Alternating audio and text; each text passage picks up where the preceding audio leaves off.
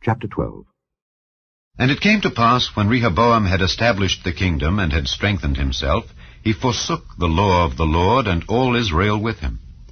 And it came to pass that in the 5th year of King Rehoboam, Shishak, king of Egypt, came up against Jerusalem, because they had transgressed against the Lord, with 1,200 chariots and 70,000 horsemen.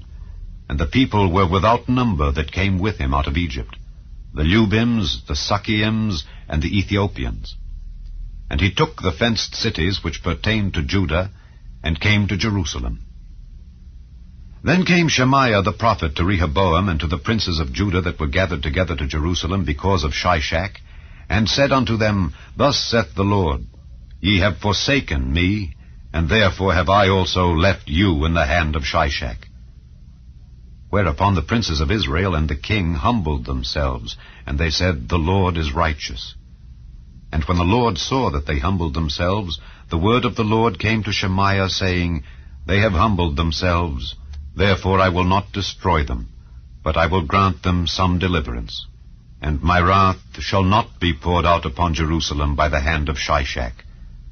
Nevertheless, they shall be his servants, that they may know my service, and the service of the kingdoms of the countries.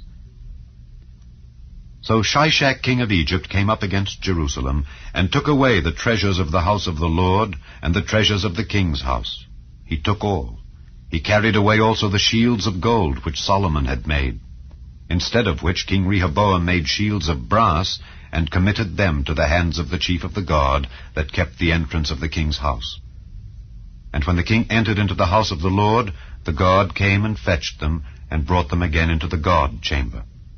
And when he humbled himself, the wrath of the Lord turned from him, that he would not destroy him altogether.